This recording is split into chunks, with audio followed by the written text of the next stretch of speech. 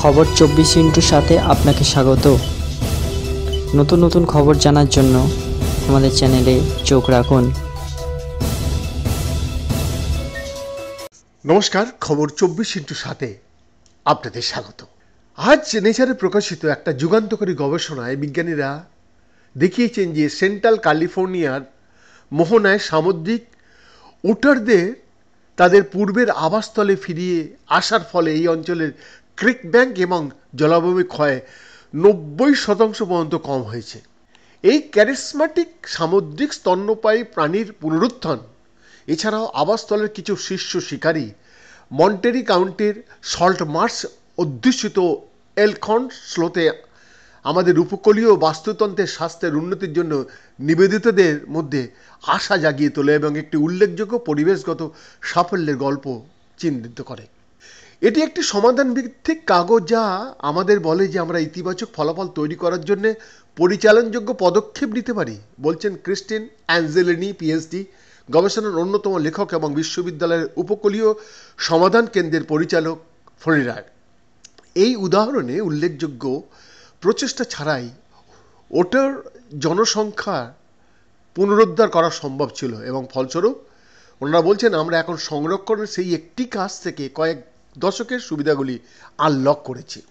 অনুসন্ধানগুলি দেখায় যে বড় ওটার জনসংখ্যা সহ অঞ্চলে ক্রিক ব্যাংক এবং জলাভূমির ক্ষয় হ্রাস পেয়েছে। প্রধানত গাছপালা খাওয়া মার্শ কাঁকড়ার জন্য সামুদ্রিক ওটারদের অতৃপ্ত ক্ষুধা এবং এমন সময় যখন সমুদ্রের উচ্চতা বৃদ্ধি, উচ্চ পুষ্টি এবং শক্তিশালী জোয়ারের স্রোত বিপরীত প্রভাব সৃষ্টি করা উচিত ছিল। মানুষের এই ক্রিক ব্যাংকগুলিকে পুনর্নির্মাণ করতে এবং এই জলাভূমিগুলিকে পুনরুদ্ধার করতে কয়েক মিলিয়ন ডলার খরচা হবে, কিন্তু সামুদ্রিক ওটাররা তাদের বিনামূল্যে স্থির করে দিচ্ছে একটি সবই খাওয়া কাঁকড়া ভোজের বিনিময়, বলছেন সিনিয়র লেখক ব্রায়ান সিলিম্যান, পিএইচডি, ডিউক ইউনিভার্সিটির নিকোলাস স্কুল অফ দ্য এনভায়রনমেন্টের মেরিন কনজারভেশন বায়োলজির বিশিষ্ট অধ্যাপক রাচেল কার্সন।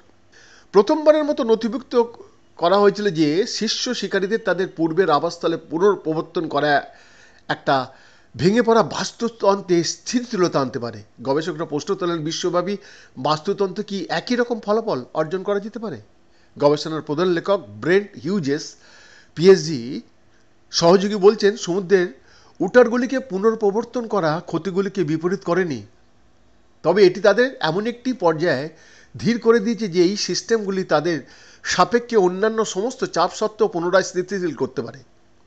সোনোমা স্টেট ইউনিভার্সিটির জীববিজ্ঞানের অধ্যাপক ডক্টর এটি পরামর্শ দেয় যে এটি আমাদের সংরক্ষণ টুলকিটের জন্য একটা খুব কার্যকরী এবং সাশ্রয়ী মূল্যের নতুন টুল হতে পারে।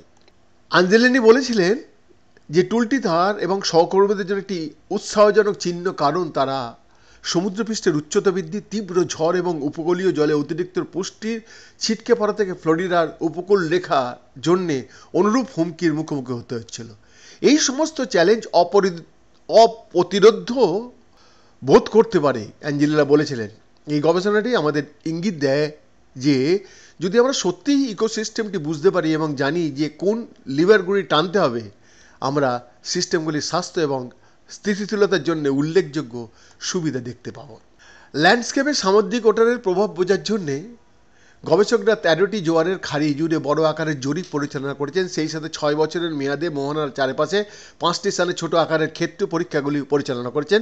কিছু পরীক্ষার সাইট থেকে ওটারদের বাদ দেওয়া হয়েছিল, কিন্তু অ্যাঞ্জেলিনি দ্বারা ডিজাইন করা একটি খাঁচা ব্যবস্থা ব্যবহার করে অন্যদের পুনর্নিবেশ করার অনুমতি দেওয়া হয়েছিল।